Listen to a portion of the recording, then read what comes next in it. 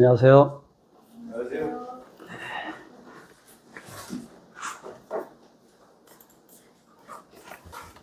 오늘 교제할 하나님의 말씀은 창세기 1장 1절과 2절입니다. 제가 읽겠습니다. 창세기 1장 1절과 2절. 태초에 하나님이 천지를 창조하시니라. 그리고 그 땅이 혼돈하고 공허하며 흑암이 깊음 위에 있고 하나님의 신은 수면에 운행하시니라. 여러분들 성경에 제가 읽은 대로 돼 있었나요?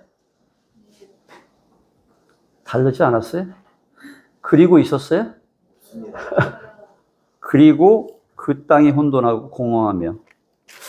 이게 우리말 성경에는 그리고 접속사가 빠져 있는데 이것 때문에 이 2절에 대한 해석이 우리 기독교계에 아주 분분하게 이루어지고 있습니다. 주석서에도 여러 가지 갈리는데 오늘은 이제 거기까지 교제할 수 있을지는 모르겠지만 우선 창세기 본문 말씀 교제하기 전에 창세기는 어떤 책인지 또 그리고 그 저자 우리가 알고 있는 그 모세라고 알고 있지 않습니까?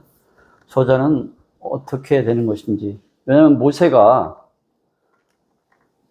BC 1500년대에 태어나지 않았습니까?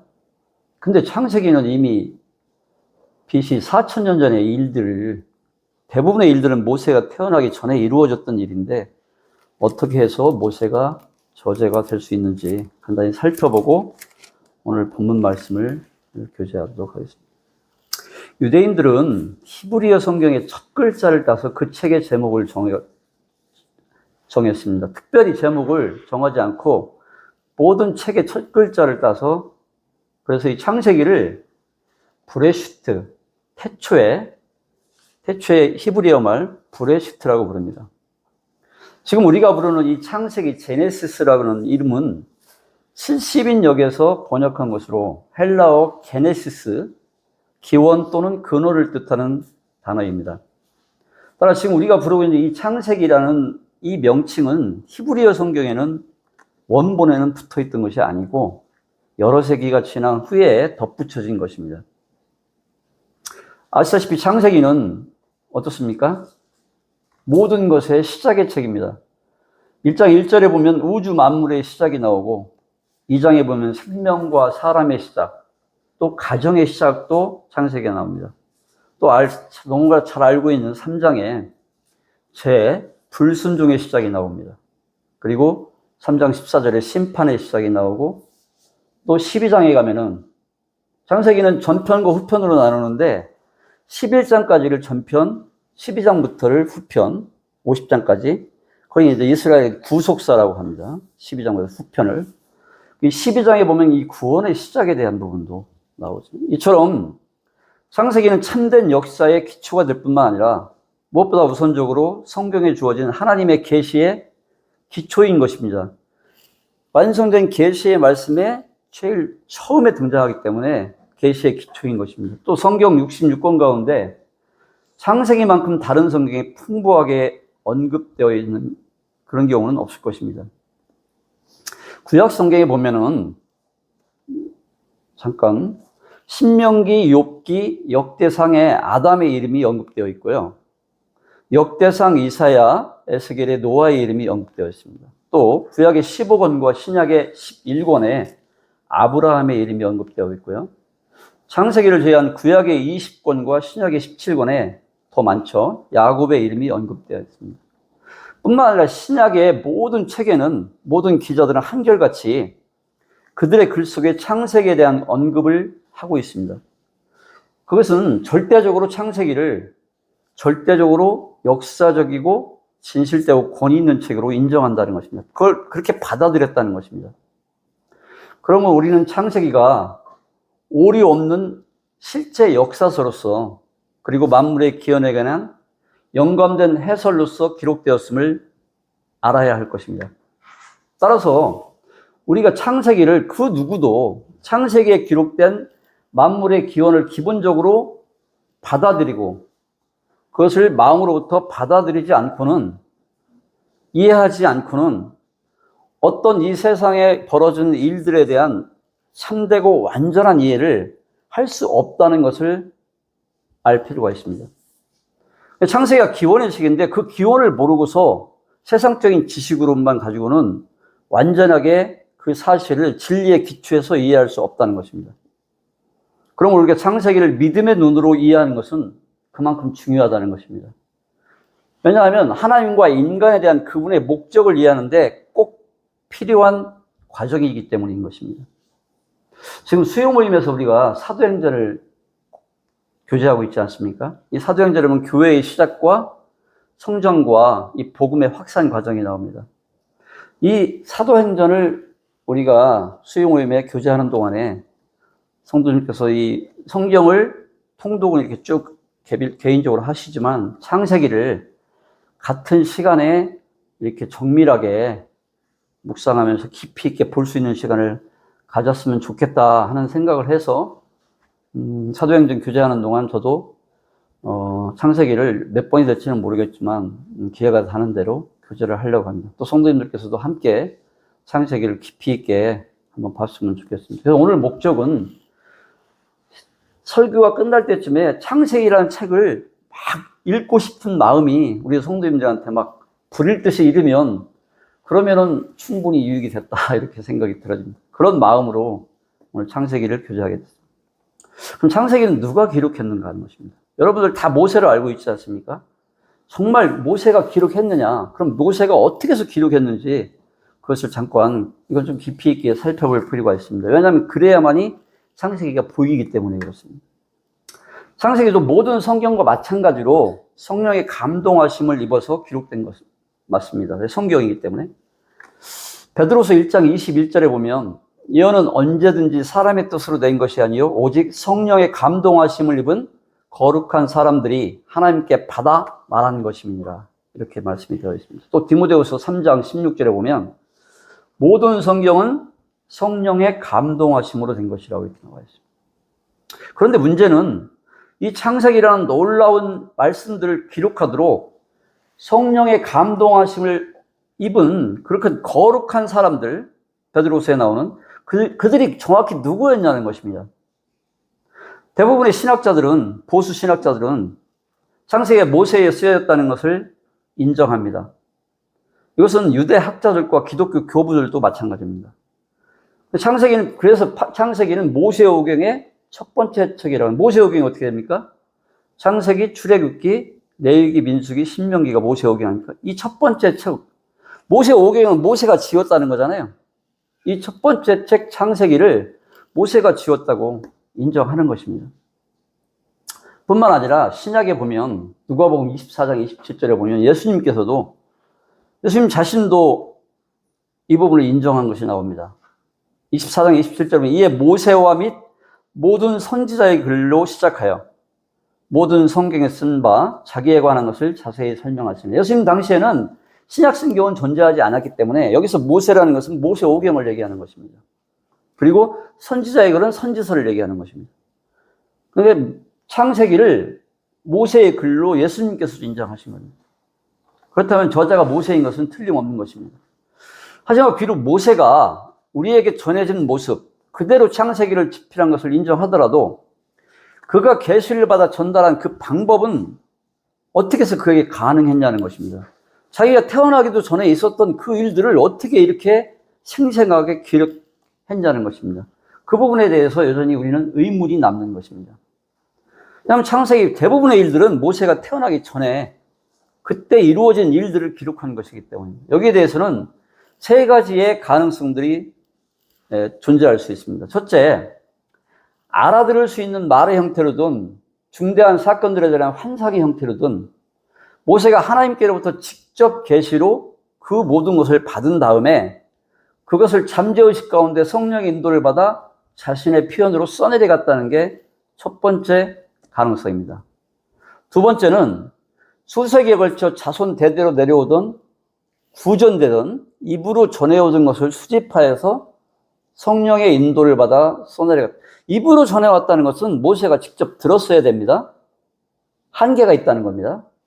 세 번째는 과거에 존재했던 실질적인, 그걸 직접 경험한 실제적인 기록한 그 기록들을 수집해서 성령의 인도를 받아서 그것들을 최종 형태로 우리가 지금 대하고 있는 창세기 형태로 재집성했다는 것, 재편찬했다는 것입니다. 근데 앞에 두 방법, 직접 계시 내지는 잠재의식까지 성령의 인도를 받았다는 것은, 또 구전을 받았었다는 것은 성경에서 어떤 성경에서도 그 유래를 찾아볼 수가 없습니다. 주의 환상과 계시는 원칙적으로 미래에 대한 예언적인 계시와 관련이 있습니다. 즉 다니엘서와 에스겔서, 계시록의 경우에는 주님의 환상과 계시로 기록된 게 맞습니다. 그리고 영감증서를 직접 받아 쓰는 방법은 잠깐 어려울 수 있습니다. 좀 집중하죠. 근데 그것은 주로 구체적인 율법이나 규례를 선포할 때만 사용되었기 때문에 십계명을 받을 때라든가 레위기둥에서만 그게 가능했다는 것입니다. 그런데 여기 창세기는 역사적인 사건들을 산문체로 기록한 것입니다. 창세기와 같은 문체로 기록된 성경에는 열왕기 상하와 역대 상하, 그리고 사도행전이 있습니다. 이 책들은 한결같이 저자가 이 과거의 이전의 자료들을 수집해서 편집했거나, 어떤 게 그렇습니까? 열왕기 상하, 역대 상하는 이전에 있던 자료를 수집해서 편집해서 기록한 것입니다. 작자 미상으로 나오는 경우가 많습니다. 그리고 아니면 자신이 직접 목격했거나 다른 증인들로부터 확인한 사건들을 기록한 것들, 이게 뭡니까? 누가복음과 사도행전이 그렇다는 것입니다. 따라서 창세기는 기록된 족장들의 계보를 통해 후대로 전해 내려온 고대의 기록물들을 모세가 수집하여서 성령의 인도하심에 따라 편집했다는 이 세 번째 견해를 취하는 것이 창세기 기록의 역사성은 물론이거니와 성경의 영감성과 권위 문제와도 전혀 모순되지 않고, 또 다른 어떤 이론보다도 관련된 사실들을 설명하기에 가장 적절해 보인다는 것입니다. 뿐만 아니라 이러한 수집과 편집의 과정에 있어서 추후에 실수 없이 모세를 인도한 성령님의 사역을 전혀 감소시키지 않게 된다는 것입니다. 다시 말해서 창세기는 처음에는 기록된 사건들의 실제 목격자들에 의해 기록되었을 것입니다. 아마도 최초의 기록은 당시의 관례대로 돌판이나 진흙판에 새겨졌을 것입니다. 그것이 자자손손 물려져서 결국 모세의 손에까지 들어왔을 것이고, 모세는 성령의 감동하심을 받아, 성령의 인도를 받아서 편집을 위해서 적절한 자료를 선정하고 편집상의 해설과 성령께서 주시는 주예들을 추가시킨 다음에, 그래서 마지막으로 우리가 지금 보고 있는 그대로의 창세기로 편집하여 완성했을 것이라는 것입니다. 어떻습니까? 동의가 되십니까? 저도 사실 창세기를 대하면서 이 부분이 참 의아스러웠어요. 1500년경에 태어난 사람이 어떻게 2500년에 있었던 일을 다 기록할 수 있었을까? 근데 이번에 말씀을 이렇게 보면서 이렇게 좀 이해가 되는 측면이 있습니다. 왜냐하면 그 증거는 제가 이게 주석을 보고 또 원어를 보고 해석만 한 것이 아니고 성경의 증거가 있다는 것입니다. 그 증거는 이 최초의 문헌들은 누구누구의 후에는 이러하니라는 중요한 어구가 지금 현재 우리가 가지고 있는 창세기에 그대로 기록되어 있습니다. 현재 우리 손에 들려있는 창세기에서 식별할 수 있다는 것입니다. 후에라는 것은 세대, 히브리어로 톨레도스라고 합니다. 톨레도스. 이것은 기원 또는 기원에 대한 기록, 족보를 의미하는데, 창세기에는 이 언어에 대한 용례가 다음과 같이 11차례가 나타나 있습니다. 잠깐 나중에 창세기를 보시면 도움이 될 것 같아서 지금 펜을 있으면 저와 같이 그어 놓으시면 참 좋을 것 같습니다. 첫 번째 11군데가 나오는데 2장 4절입니다. 천지에 창조된 대략이 이러하니라. 이 대략은 제너레이션입니다. 똑같습니다. 후예라는 말, 세대라는 말하고. 그 다음에 5장 1절에 보면 아담 자손의 계보가 이러하니라 했습니다. 어려우셔서 그어 놓으시면 좋을 것 같습니다. 그 다음에 6장 9절에 보면 노아의 사적이, 여기 사적도 제너레이션입니다. 세대를 얘기합니다. 그 다음에 10장 1절에 보면 노아의 아들 셈과 함과 야벳의 후에는 이러하니라. 10장 1절. 그 다음에 11장 10절에 보면 셈의 후예는 이러하니라 되어 있습니다. 그 다음에 데라의 후예는 이러하니라 11장 27절에 보면 데라의 후예는 이러하니라 했습니다. 그 다음에 25장 12절에 보면 이스마엘의 후예는 이러하니라 했습니다. 그리고 25장 19절에 보면 아브라함의 아들 이삭의 후예는 이러하니라 이렇게 되어 있습니다. 그 다음에 36장 1절에 보면 에서 곧 에돔의 대략이 족보입니다. 대략이 이러하니라 이렇게 되어 있습니다. 그 다음에 36장 9절에 보면 세일산에 거한 에돔 족속의 조상 에서의 대략이 이러하니라. 그 다음에 37장 2절에 보면 야곱의 약전도 계보와 족보를 얘기하는 겁니다. 야곱의 약전이 이러하니라. 이 창세기에 지금 11군데에 후예라는 말이 이렇게 증거처럼 드러나 있다는 것입니다.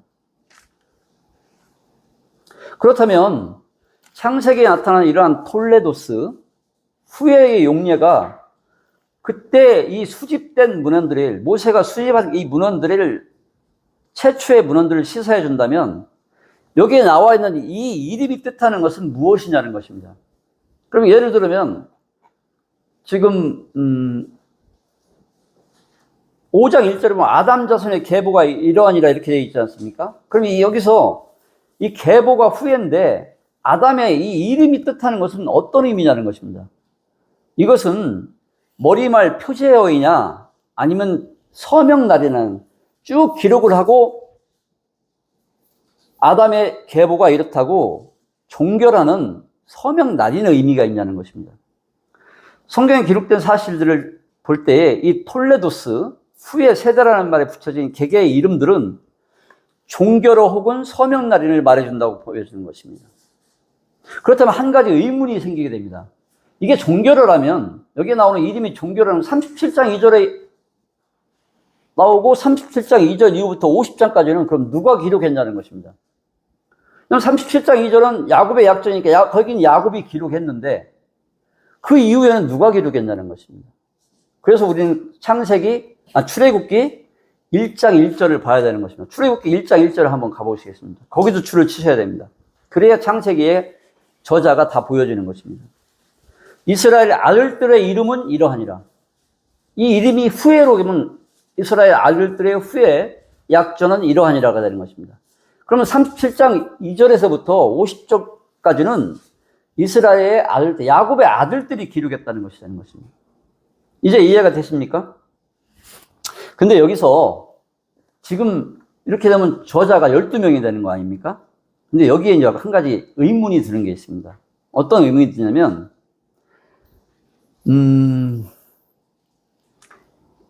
이스마엘의 후예는 아까 보면은 잠깐만요.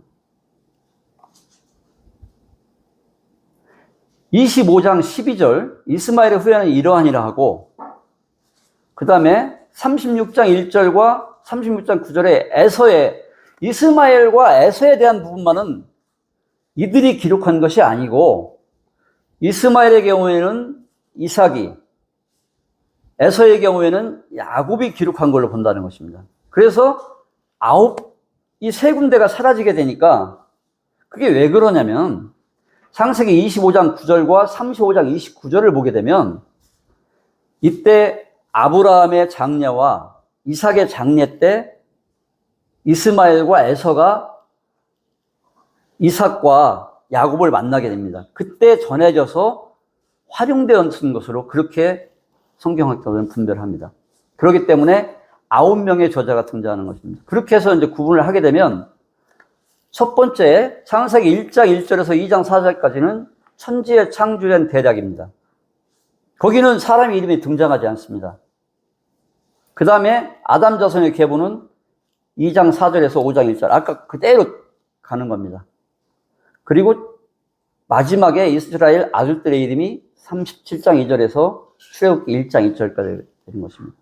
근데 딱 한 가지 이제 남는 문제가 뭐냐면 다 이름이 있는데 첫 번째 천지에 창조된 대략 1장 1절에서 2장 4절까지는 기록한 사람이 나오지 않는 것입니다. 지금 아브라함부터 쭉 야곱의 아들들까지 다 나왔는데 1장 1절에서 그럼 2장 4절까지는 누가 기록했냐는 것입니다. 이 의문이 한 가지 남는 것입니다. 원 저자가 누구냐는 것입니다. 그것은 원 창조와 6일간의 창조 사역을 묘사하는 이 부분은 발생할 사건을 기록할 만한 사람이 당시에 아무도 없었잖아요. 왜? 사람이 창조가 6일째였기 때문에 그게 없었다는 명백한 이유가 있기 때문에 사람 이름이 첨가되지 않았습니다. 이 부분은 하나님 자신에 의해서 직접 씌어져서 아담에게 전달되었거나 아니면 계시로 주어진 것을 아담이 기록한 것으로 그렇게 보는 것이 분명하다는 것입니다. 이것을 모세가 직접 계시를 받았다고 보기에는 너무나 세월이 2500년이 너무 멀기 때문에 이것은 아담이 그 부분에 대해서 기록한 것으로 하나님께서 전해줬거나 그 두 가지 견해가 존재합니다. 이제 이렇게 되면 창세기를 실제적으로 목격한 저자들이 나오고 이 모든 것들을 수집해서 모세가 하나님의 도구로 쓰여져서 창세기를 기록했다는 것이 아무런 문제가 되지 않고 성령의 감동하심과 또 하나님의 그 주권하에서 기록된 것이 아무런 저해를 받지 않습니다. 여기까지 이해가 되세요?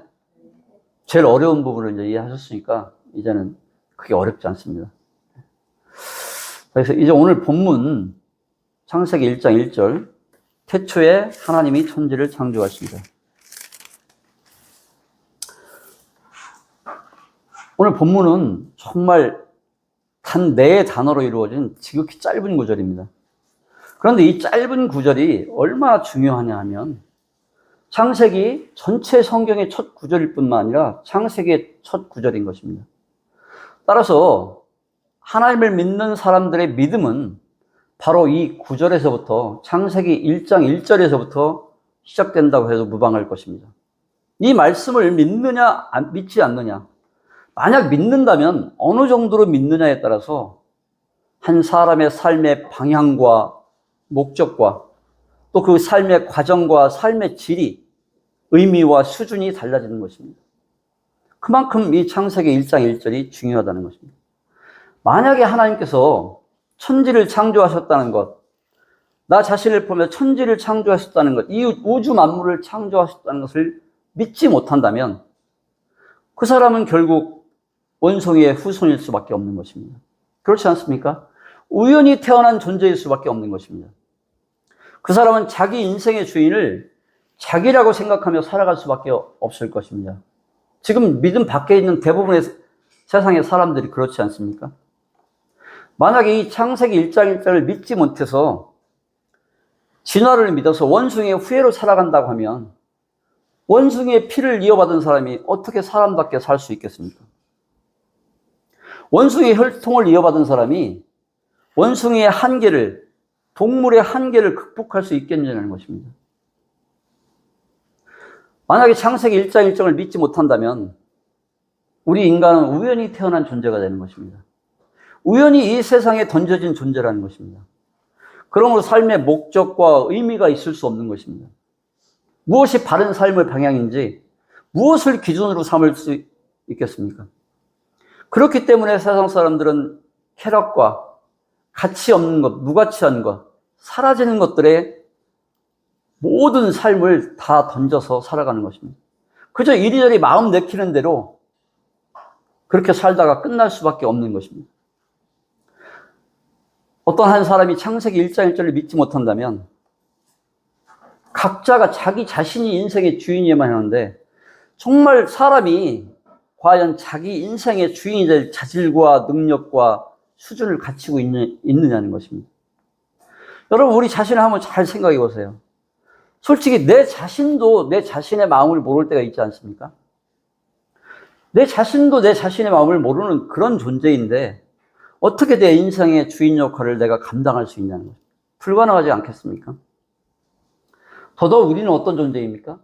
우리의 코끝에서 호흡이 사라지는 순간, 멈추는 순간 썩어서 결국은 한 줌의 흙으로 돌아가는 그런 존재가 어떻게 내 인생의 주인 역할을 할 수 있냐는 것입니다.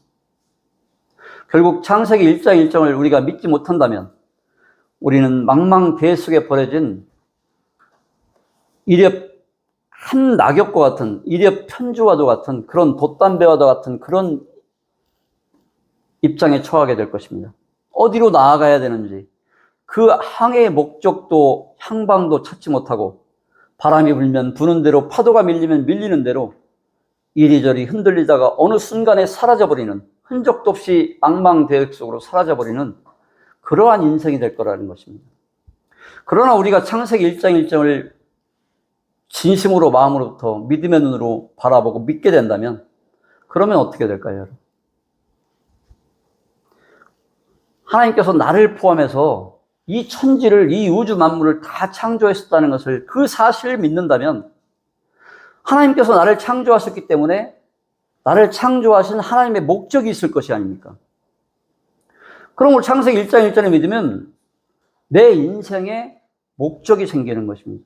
내 인생이 비로소 의미를 갖기 시작하는 것입니다. 어느 한 사람이 창세기 1장 1절을 믿는 그 순간에 삶의 목적과 의미가 생겨난다는 것입니다. 그분이 나를 창조하셨다는 것을 내가 진심으로 믿는다면 결국 내가 가야 할 곳도 그분이 아니겠습니까, 여러분? 우리가 돌아가야 될 곳이 있는 것입니다. 내 인생의 향방이 결정되는 것입니다. 하나님께서 우리를 창조하셨다는 것을 믿는다면 내 인생이 아무리 망가져도, 아무리 깨어져도, 아무리 회생불능처럼 보일지라도 그분이 내 인생을 고치실 수 있지 않겠느냐 하는 것입니다. 창조하신 분이니까 얼마나 내 인생을 잘 하시겠습니까? 그분이 고쳐주실 거 아닙니까? 그래서 창세기 1장 2절을 우리가 믿게 된다면 우리한테는 소망이 생기는 것입니다. 내가 창세기 1장 1절을 믿는다면 그분이 나를 창조하신 분이시기에 창조하신 그분의 말씀대로 살면 내 인생이 바르게, 하나님의 목적대로 바르게 구축되어 가지 않겠느냐 하는 것입니다. 그렇지 않습니까, 여러분? 하나님이 주신 말씀대로 우리가 우리 안에 생명의 인도하심대로 산다면 그 인생이 바르게, 바른 방향으로, 옳은 방향으로 하나님의 영광을 위해서 살 수 있지 않겠느냐는 것입니다. 하나님께서 나를 창조하신 것을 믿는다면 이 성경 말씀은, 이 성경 전체의 말씀은 내 인생을 창조하신 하나님의 인생 사용 설명서로 보여지지 않을까요, 여러분? 이 성경이 인생 사용 설명서로 보여질 거라는 것입니다. 따라서 창세기 1장 1절을 우리가 믿느냐 안 믿느냐에 따라서 이처럼 삶은 확연하게 달라지는 것입니다.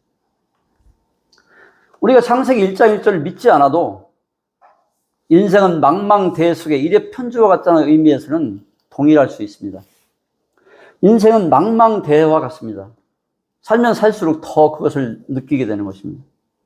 이 망망대해에 비하면 우리는 일의 편지와 같은 그런 존재인 것입니다. 인생은 그렇다는 것입니다. 그러나 내가 창세기 1장 1절을 믿게 된다면 믿지 않는 사람과 똑같이 일의 편주인 상태에 있는 것은 맞지만 나는 내가 어디로 향해 가야 할지를 안다는 것입니다. 이 항해의 방향을 압니다. 이 항해의 의미가 뭔지를 안다는 것입니다. 내가 타고 있는 이 배가 보잘것없다 할지라도 이것을 어떻게 가꾸고 다루어야 하는지를 그것을 알게 된다는 것입니다. 더 중요한 것은 내가 창세기 1장 1절을 믿을 때에 이 일회편주의 사공이, 선장이 나를 창조하신 삼위일체 하나님이 되신다는 겁니다. 이게 얼마나 유한이 되고 위로가 되는 말씀입니까? 이 배를 내가 운전해 가는 것이 아니라 하나님께서, 삼위일체 하나님께서 창조하신 하나님께서 이 배의 선장이 된다는 것입니다. 우리 인생의 배에 사공이 하나님이시죠. 그러니까 똑같이 망망대해에 두 대의 일의 편주가 가고 있지만, 돛담배가 가고 있지만 전혀 다른 것입니다. 때로는 풍랑을 만나고 폭풍을 만나지만 두려워할 것이 없는 것입니다. 왜냐하면 이 배의 사공이 나를 창조하신 그분이기 때문에 그런 것입니다. 그럼 우리 창세기 1장 1절을 우리가 믿는다는 것은 믿을 때 그분이 나를 데리고 저 소망의 나라로 우리를 인도하신다는 그런 확신 가운데 우리가 거할 수 있다는 것입니다. 그럼 우리가 창세기 1장 1절을 믿느냐 믿지 않느냐? 믿는다면 얼마나 믿느냐? 이 창세기 1장 1절 하나님께 내 삶을 얼마나 의탁하느냐? 그거에 따라서 우리의 삶의 내용이 달라질 수밖에 없다는 것입니다. 뿐만 아니라 창세기 1장 1절을 진실로 믿는 사람은 성경에 기록된 다른 어떤 사실도 믿기가 어렵지 않게 된다는 것입니다. 창세기 1장 1절을 믿는데 성경의 다른 부분을 믿지 않을 수 없다는 것입니다. 그만큼 1장 1절의 내용들이 무에서 유를 창조한 거기 때문에 이 사실이 믿음으로 믿어지면 다른 성경이 다 믿어질 거라는 것입니다. 그것을 우리는 믿음의 여정 가운데 발견할 수 있는 것입니다. 왜냐하면 만약 하나님께서 진실로 만물을 창조하셨다면, 그렇다면 그분은 만물을 지배하시며 또 능히 모든 일을 행하실 수 있는 전능자가 되시기 때문입니다. 나아가서 이 한 구절은 세상의 기원과 의미에 대한, 지금 세상의 모든 철학자들의 그릇된 이런 철학들, 무신론이라든가 다신론이라든가 범신론이라든가 진화론, 인본주의 등 이 모든 것들을 이 창세기 1장이자 이 한 절로서 다 반박하고 있다는 것입니다. 이 짧은 네 단어로 이루어진 이 한 절의 말씀이 무신론도 왜? 태초에 하나님이, 다신론도 왜? 바라라는 이 창조했다는 것이 단수로 쓰여졌어요. 다신론도 배격하고, 범신론도 유일하신 하나님만 창조했기 때문에, 또 진화론도 창조론이기 때문에, 창조하셨기 때문에, 인본주의도 다 반박하고, 이 한 절의 말씀이 그것을 다 반박하고 있다는 것입니다. 그렇다면 우리가 이 창세기 1절의 구체적인 단어의 의미들을 좀 더 깊이 살펴보도록 하겠습니다. 시간 관계상 다 살펴보긴 그렇고 중요한 몇 단어만을 살펴보기를 원합니다. 이 히브리 말은 여러분들 알다시피 좌에서 우로 이렇게 갑니다. 우리 말하고 이렇게 반대, 거꾸로 가죠.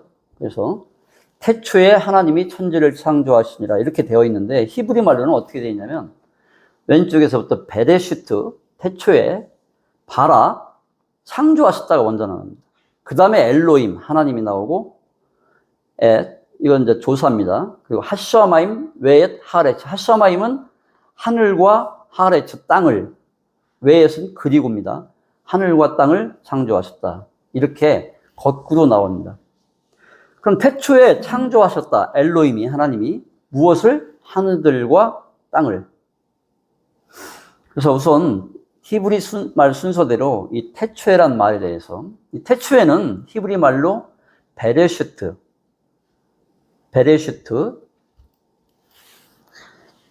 브레슈트라고 합니다. 요즘은 이게 고어에는 보면은 베레슈트로 표현이 됐고, 브레슈트라고 표현도 많이 써요. 이 베는 안에, 인이라는 표현이 있잖아요. 레슈트는 기원, 시작을 의미합니다. 그래서 영어 성경에는 in the beginning이라고 이렇게 되어 있습니다. 이렇게 번역되어 있습니다. 우리말의 태초에 이 말을 더 정확한 우리말로 옮긴다면은 아마도 처음이 시작될 때에 시초에란 표현이 더 적절할 것입니다. 태초에란 말이 시초에라는, 창세기 1장 1절의 태초에는 시초에로 하는 것이 더 우리한테 이해하기 좋게 와닿을 것입니다. 그렇다면 도대체 뭐가 시작될 때를 말하는 것이냐는 것입니다. 지금 하나님께서 태초에 천지 만물을 지으셨잖아요. 그런데 사람을 포함해서 모든 만물은 어떻게 존재할 수 있습니까, 여러분? 하나님은 영원하신 분이잖아요. 시간과 공간을 초월해 계신 분입니다. 하나님은 영원 속에서 존재하셔요. 근데 이 영원이라는 것은 시간과 공간을 초월하는 개념입니다. 그건 아시죠? 그런데 우리 인간을 포함해서 이 형체를 지니고 있는 모든 만물이 존재하기 위해서는 반드시 공간이라는 게 있어야 됩니다. 이 공간 속에서 시간을 통해서만 만물은 존재할 수 있는 것입니다. 우리는 시간이 없으면 존재할 수가 없어요. 그렇기 때문에 저 같은 경우는 1966년 음력으로 3월 7일에 태어났습니다. 그날부터, 그 시간부터 제가 존재하는 것입니다. 언제까지 존재하는가? 그건 저도 알 수가 없습니다. 하나님께서 내일이든 10년 후든 20년 후든 하나님께서 정하신 때가 있을 것입니다. 그러면 저는 1960년 3월 7일부터 그 시간부터, 시간이 있기 때문에 생명이 있는 것입니다. 하나님께서 저를 데려가시는 정하신 그 시간 동안만 저는 이 땅에 존재할 수 있는 것입니다. 이 지구라는 공간이 있기 때문에 이 지구라는 공간 속에서 주어진 시간 속에서 저는 살아가는 것입니다. 따라서 모든 만물은 여기에서 외일 수가 없는 것입니다. 하나님께서 천지를 창조하셨는데 그 천지를 창조하신 것을 언제 하셨느냐는 것입니다. 바로 베레시트, 태초에 하셨다는 겁니다. 그럼 저게 이 태초의 베레시트가 어떤 기원을 얘기하는 것입니다. 바로 시간의 기원인 것입니다. 바로 시간이 시작될 때에 그 시간의 시초에 하나님께서는 인간을 존재하시기 위해서 시간을 만드신 것입니다. 이 영원이라는 시간 속에, 이 영원이라는 시간을 초월한 개념 속에서 우리 사람을 창조하시기 위해서 시간이라는 개념을 먼저 시간을 창조하신 겁니다. 이 시간을 창조하신 그때 그것이 창세기 1장 1절의 태초가 되는 것입니다. 사람이 존재하려면 공간과 시간이 있어야 되는데 먼저 시간을 창조하셨다는 것입니다. 이 영원 속에서 시간이라는 개념이 들어오면서 거기서부터 땅도 있을 수 있고 하늘도 있을 수 있고 우리 사람도 있을 수 있는 것입니다.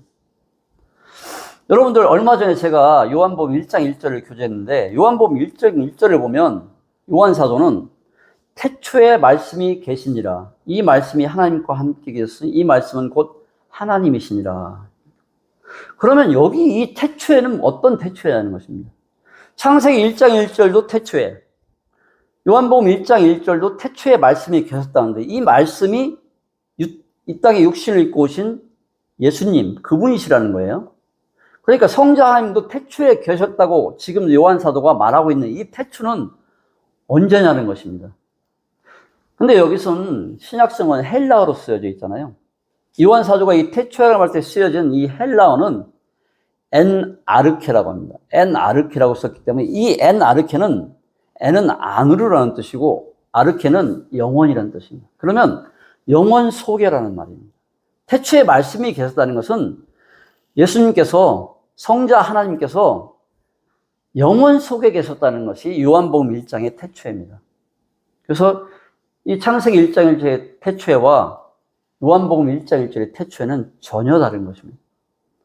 이 영원 속에 계신 그 태초를 말씀하신 거고 지금 창세기 1장의 태초는 영원 속에서 하나님이 만물을 존재하시기 위해서 인간을 창조해 시간을 창조하신 그 시점, 그 태초의 시간의 시초를 말하는 것입니다. 아시다시피 하나님은 영원 속에 계십니다. 그러니까 우리말 성경으로는 영원과 베레시트가 모두 태초에로 표현되어 구분이 안 되지만 하나님은 영원 속에 계셨다는 것입니다. 그 영원 속에서 그 영원의 시간과 만나는 접점이 베레시트였다는 것입니다. 그럼 이 베레시트라는 말, 태초라는 말, 이 시간의 시초라는 말이 왜 중요하냐는 것입니다.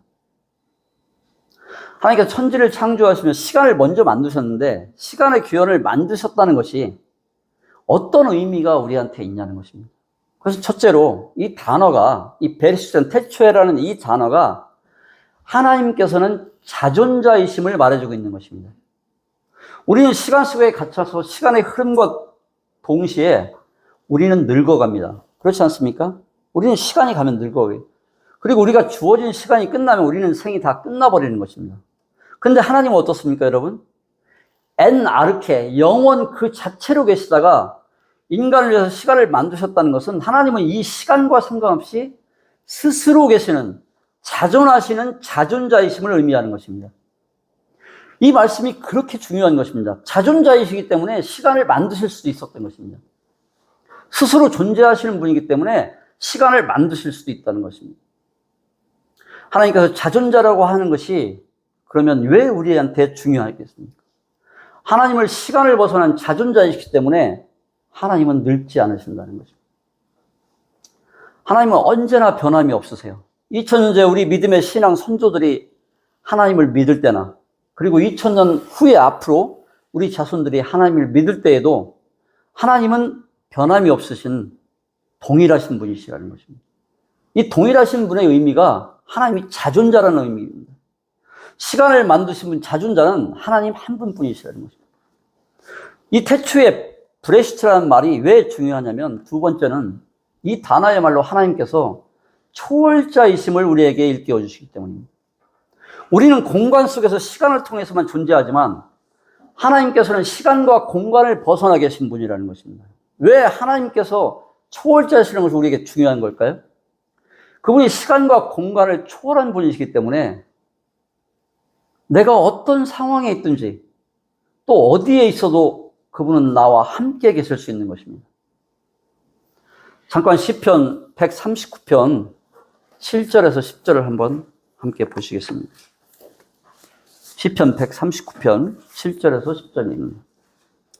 내가 주의 신을 떠나 어디로 가며 주의 앞에서 어디로 피하리이까? 내가 하늘에 올라갈지라도 거기 계시며 음부에 내 자리를 펼지라도 거기 계시니이다. 내가 새벽 날개를 치며 바다 끝에 가서 거할지라도 곧 거기서도 주의 손이 나를 인도하시며 주의 오른손이 나를 붙드시리이다. 이게 다윗의 고백인데요. 하나님은 저 멀리 계신 분이 아닌 것입니다. 우리가 찾아가야 되는 분이 아니지 않습니까? 내가 산 위에 있어도 또 바다에 있어도 우리가 비행기를 타고 하늘 속에 있어도 그분은 나와 함께 계실 수 있다는 것입니다. 왜입니까? 하나님은 초월자이시기 때문에 그렇다는 것입니다. 바로 이 단어를 통해서 하나님은 당신이 자존자이시며 초월자이심을 우리에게 일깨워 주시는 것입니다. 이 베르시트라는 시간의 기원을 뜻하는 단어가 또 우리에게 중요한 세 번째 이유는 이 단어가 우리의 생명이 시간임을 우리에게 생각해 주게 해준다는 것입니다. 우리의 생명은 시간으로 시작해서 시간으로 끝납니다. 1초 1초 흘러가는 그 시간이 우리들의 생명인 것입니다. 1초 1초가 내 생명이라는 것을 알고 살아간다면 여러분, 우리의 인생은 결코 짧지 않다고 볼 수 있습니다.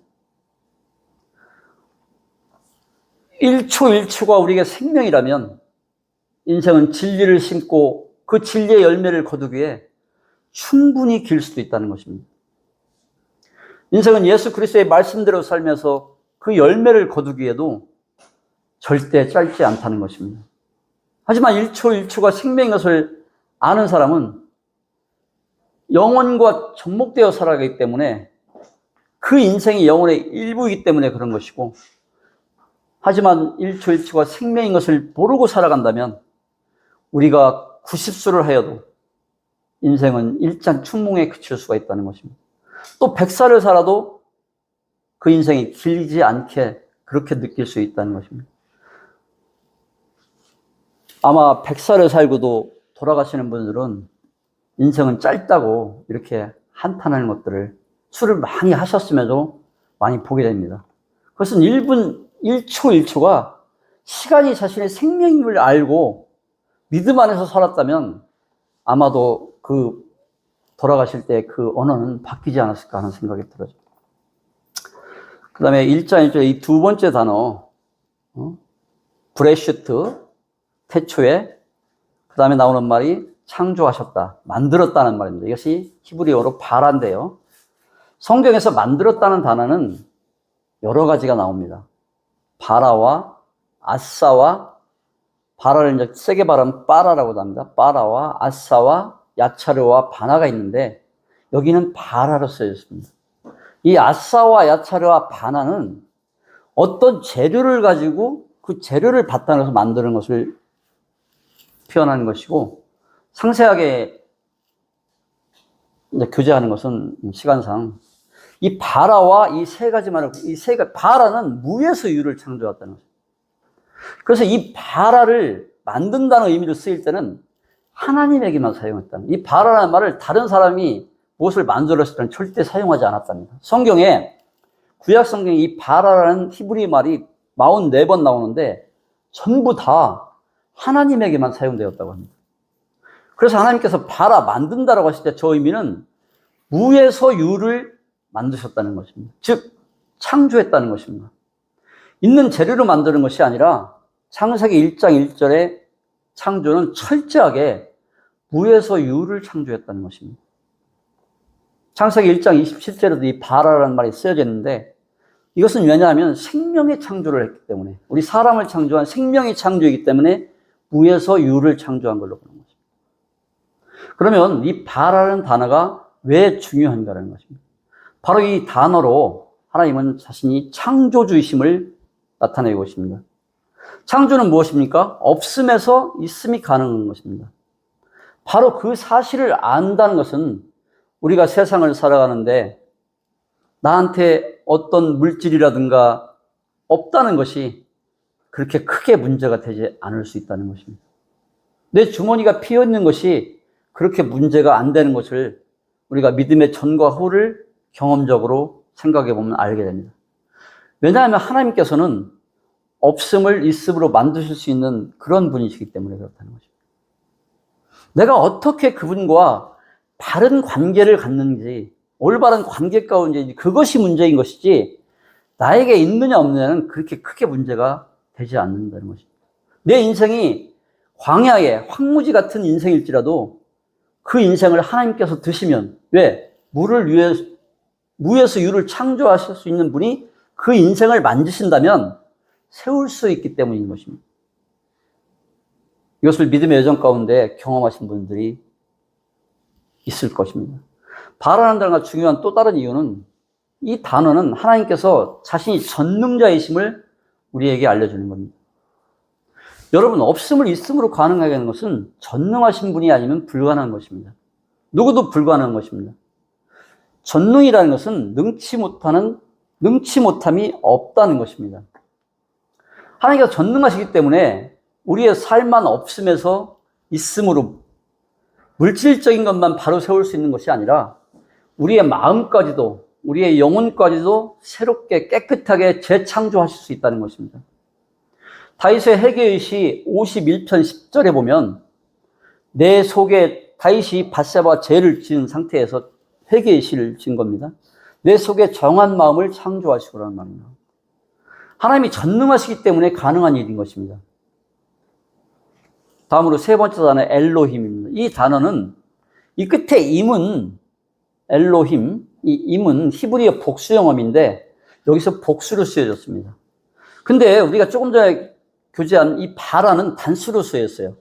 엘로힘이 창조했다는데 엘로힘은 복수인데 바라는 단수로 쓰였다는 거예요. 이것은 무엇을 얘기하는 거예요? 하나님은 복수형인데 그 동사는 단수형이라는 것은 하나님이 삼위일체 하나님이심을 보여주고 있는 것입니다. 다음으로 마지막으로 이 천지, 하샤마임, 그 하늘들이라고 합니다. 하아레츠는 그 땅이라는 것입니다. 이 영어로 보면은 더 어스, 더 헤븐입니다. 지금 우리가 보는 이 하늘과 땅으로 보기보다는 이 천지는 물질적인 우주를 구성하는 이 전체 우주 공간과 물질 등 기본 재료들을 존재케 한 것으로 봐야 할 것입니다. 왜냐하면은 새로운 해석이 될 수 있는데 그것이 여러 가지 2절과 3절과의 관계를 볼 때 맞습니다. 즉, 태초에 있었던 천지의 창조는 1장 1절의 창조는 6일 중 첫째 날의 첫 번째 창조 행위라는 것입니다. 그 행위로서 그 형태는 1장 2절이 되는 것입니다. 1장 2절이 뭐냐면